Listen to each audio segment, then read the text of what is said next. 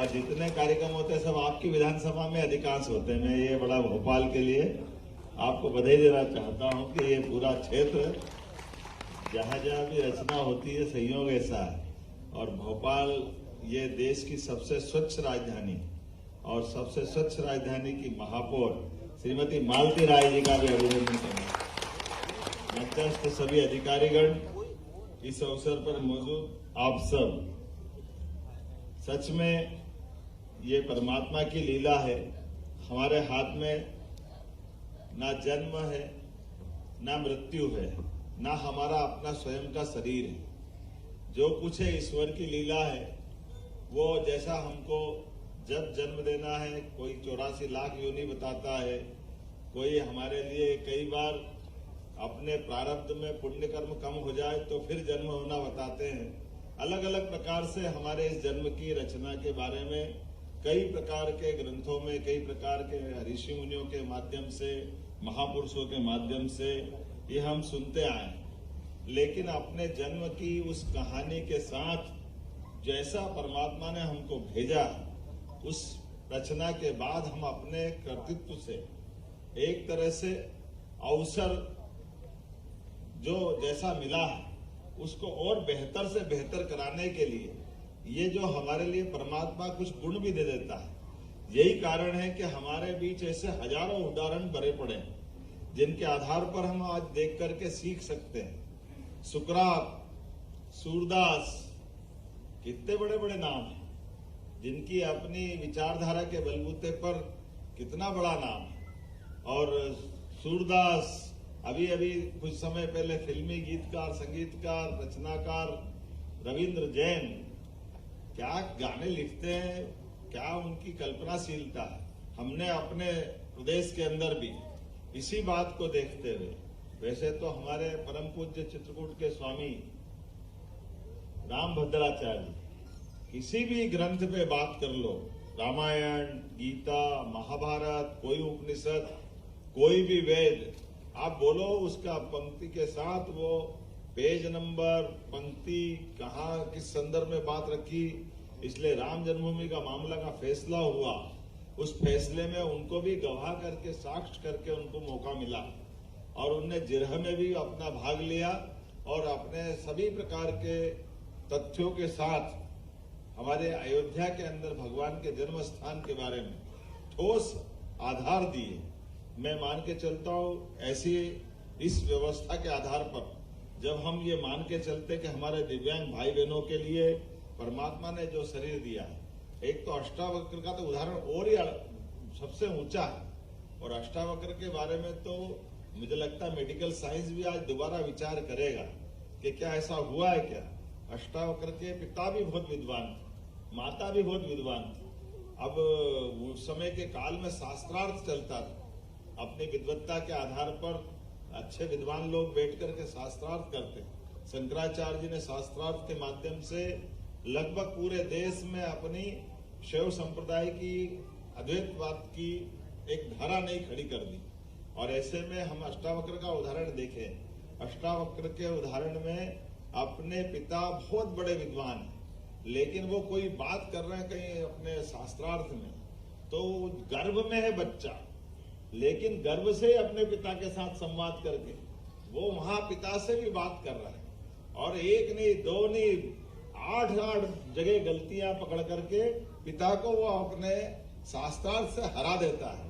ये सुनने में, पढ़ने में अटपटा भले लगता है, लेकिन ये मान के चलो कि जिस प्रकार का आज नहीं तो कल बहुत सारी चीजें भविष्य में वो सही साबित होगी। जैसे अतीत के काल में पुष्पक विमान अगर 200-300 साल पहले कहते थे तो कभी कोई मानता नहीं था कोई पुष्पक विमान होगा। गीता के अंदर महाभारत के युद्ध में जो मैदान में नहीं रहे और वो धृतराष्ट्र को पूरा दृश्य दिखा दे, लेकिन आजकल विजुअल के माध्यम से जैसा हमारा सबका हमने ये सब चीजें देख रहे हैं, तो आधुनिक साइंस की दृष्टि से वो सारी बातें सिद्ध हो रही। हो सकता है अष्टावक्र वाली बात भी सिद्ध होगी, लेकिन अष्टावक्र ने अपनी बात में निडरता के साथ जो खास बात उनकी रही है, उनके जीवन काल में भी जब वो स्वयं अपना जन्म लेकर के, ऐसा कहते कि पिता ने नाराज होकर उनको कोई श्राप दे दिया तो 8 जगह से टेढ़े हो गए।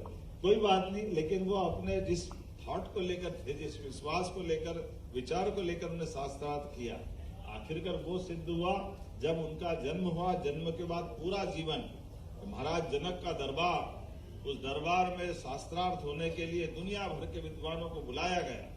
और ऐसे में जब अष्टावक्र आए, जब किसी के 8 हड्डियां बाधित होगी तो चलने में, आने जाने में जो कठिनाई होती, पूरा दरबार हंसी उड़ा रहा कि ये विद्वान अपनी बात करेंगे, पहले इनको उठने बैठने का, चलने का तो क्या हालत है सब देख रहे हैं। तो उनने कड़क आवाज में वहीं से दरबार से अपनी बात को सिद्ध किया कि आप सब चमड़े के पुजारी, आप शरीर देख लो, ये विद्वानों की सभा है या शरीर के सौदागरों की सभा है। उनके एक वाक्य ने पूरा दरबार एक तरह से हिला के रख दिया। विद्वानों की सभा में विद्वान जैसी बात होना चाहिए। विद्वत्ता के लिए हमारे भी अलग पैमाने होते हैं। ये कोई सौंदर्यीकरण की प्रतियोगिता नहीं है जो शारीरिक सौंदर्य का प्रकटीकरण के आधार पर नंबर दिए जाए। मैं मान के चलता हूं आज के इस अवसर पर हम उस पवित्र वाक्य को सामने रखते हुए, जब दिव्यांग की बात आती है तो दिव्यांग के अंदर परमात्मा ने, ये किसी के हाथ में नहीं, लेकिन कोई बात नहीं, लेकिन एक अच्छी बात है कि जब परमात्मा कोई एक गुण कम करता है तो उससे कई ज्यादा गुण बढ़ा देता है। वो अपनी उपयोगिता को और अच्छे से साबित करते हैं। और सभ्य समाज में इसी बात की गुंजाइश होना चाहिए कि हमारे समाज के ही अंग हैं और कोई कारण से अगर 19 से 20 हैं तो हाथ पकड़ के उनकी जो अच्छी प्रतिभा है उसको वो बेहतर से बेहतर करे, ऐसे अवसर देना चाहिए। इसी अवसरों के आधार पर हमने अपनी सरकार में 2% आरक्षण और बढ़ाया कि हाँ, हमारे पास समाज के अंदर इसी कारण से कोई कमी है तो उस कमी को और बेहतर तरीके से उनकी उपस्थिति दर्ज कर देगी। हमारे लिए ये सौभाग्य की बात है, हमारी प्रकृति की ये विशेषता है कि हम तो सर्वे भवन्तु सुखिनः, सर्वे सन्तु निरामया, जब सबकी सुख की कामना करते हैं। ऐसे में हमारे द्वारा कई प्रकार के और भी योजनाओं का सरकार के माध्यम से प्रयास प्रारंभ किया है कि हमारे अपने मित्रों की, जिसके कारण से जिनको जिसकी जैसी आवश्यकता है, सरकार की योजनाएं भी उस प्रकार की रहे जिससे उनको सबको लाभ मिले। उसमें विवाह सहायता, उनको अपने अलग से शासकीय अनुदान की या छात्रवृत्ति की या अलग अलग प्रकार की, ये जैसे हमारे छोटी सी मदद करने में से उनकी जिंदगी में एकदम बदलाव आ जाता है कि जो मोटर बाइक वाली व्हीकल की या बाकी प्रकार की चीजों के, यंत्रों की।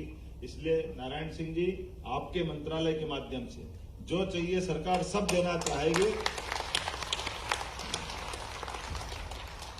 सरकार के पास अपने इस मामले में कोई कष्ट नहीं है, हमारी उदारता भी है और हमारी ड्यूटी भी है कि हम निश्चित रूप से इन सारे मामलों को संवेदनशील तरीके से, हमारे ही बच्चे हैं, उनको कोई दिक्कत आए, सरकार सबसे पहले उनकी मदद करने के लिए खड़ी है। और इस प्रकार के सरकार की सेवाओं में लेकर भी सरकार गौरवान्वित होती है। मैं एक बार फिर सभी बच्चों को बधाई देता हूं। बहुत बहुत धन्यवाद। भारत माता की जय। बहुत बहुत धन्यवाद माननीय मुख्यमंत्री जी, आपके आशीर्वचनों से हम सभी अनुग्रहित हुए। आपकी उदारता और सहृदयता के लिए पूरा प्रदेश आपके लिए बहुत बहुत धन्यवाद प्रेषित करता है। अब मैं आपसे अनुरोध करना चाहूंगी, जितने भी हमारे माननीय अतिथिगण हैं, ये मोटराइज साइकिल वितरित की जाए। जी हाँ, मोटराइज साइकिल जो दी जा रही है वो है सीताराम जी, श्री S.A. अब्बासी जी, श्रीमती रुखसार जी, श्री सरजीत प्रसाद जी और श्री मोहम्मद आमिर कुरैशी जी।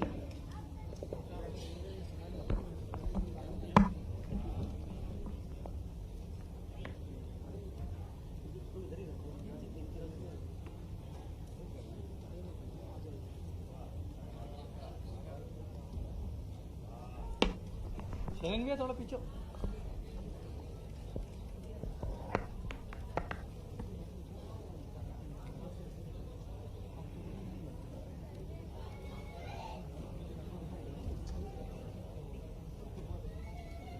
बोल दिया उधर।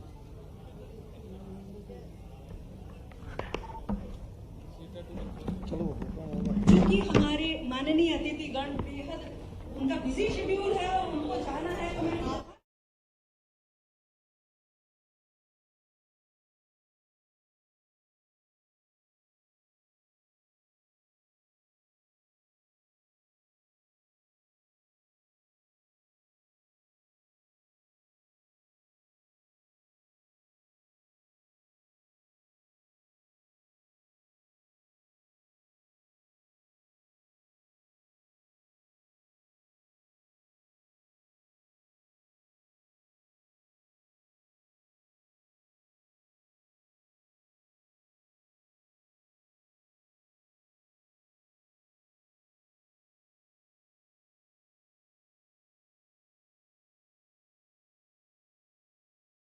आज सामाजिक न्याय और सशक्तिकरण मंत्रालय के द्वारा अलग अलग विभागों के लगभग 59 से ज़्यादा मित्रों को नियुक्ति पत्र दिए गए। सबसे ज़्यादा पीडब्ल्यूडी मंत्रालय और बाकी भी आर्कियोलॉजी और कई प्रकार के विभागों में हमने नियुक्ति पत्र दिए हैं। दिव्यांग भाई बहन हमारे अपने समाज के अंग भी हैं और उनकी अपनी योग्यता है किसी और क्षेत्र में जहां थोड़ी उनको कष्ट है तो दिव्यांगों की परमात्मा ने विशेष दिया है कि वो अपनी क्षमता से अपना सुख से जीवन जिए। इसलिए हमारी सरकार संवेदनशील सरकार है और खासकर के ऐसे वर्ग के लिए भी हम अपनी चिंता कर रहे हैं। आज जब हम 1 लाख से ज़्यादा नए पद भरने जा रहे हैं, ऐसे में दिव्यांग